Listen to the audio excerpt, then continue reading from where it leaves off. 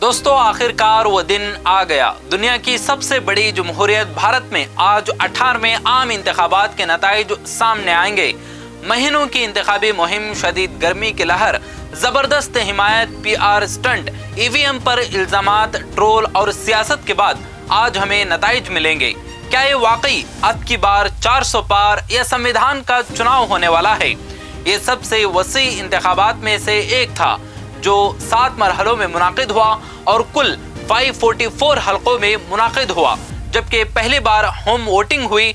ये 19 अप्रैल को शुरू हुआ और 1 जून तक जारी रहा और यकीनन ये सियासी हरबे, ड्रामे और अमल के बगैर नहीं था। 969 मिलियन अहल वोटर्स में से 18 मिलियन फर्स्ट टाइम वोटर्स थे। भारत ने 31.2 करोड़ खवातीन समेत 64.2 करोड़ वोटर्स के साथ आलमी रिकॉर्ड कायम किया है।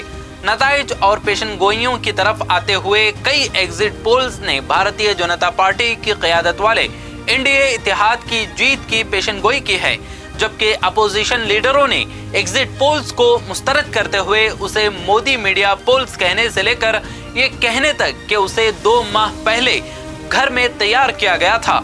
1 जून से मुख्तलिफ आरा सामने आ रहे हैं, लेकिन आज हमें मालूम होगा कि पेशन गोई दुरुस्त थी या नहीं। ये नतीजा स्टॉक मार्केट पर भी असरअंदाज होने वाला है।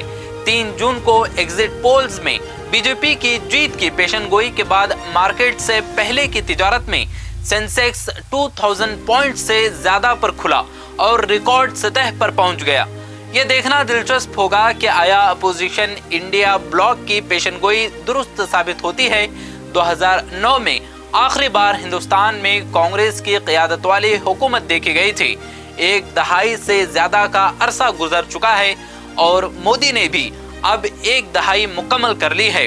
लगातार तीसरी मुद्दत के लिए तकरीबन तैयारी कर रहे हैं, लेकिन आज ये फैसला हिंदुस्तानी अवाम करेगी। इससे कतई नजर के कौन जीता है, ये नतीजा न सिर्फ हिंदुस्तानियों पर बल्कि आलमी सियासत पर भी असरअंदाज होने वाला है।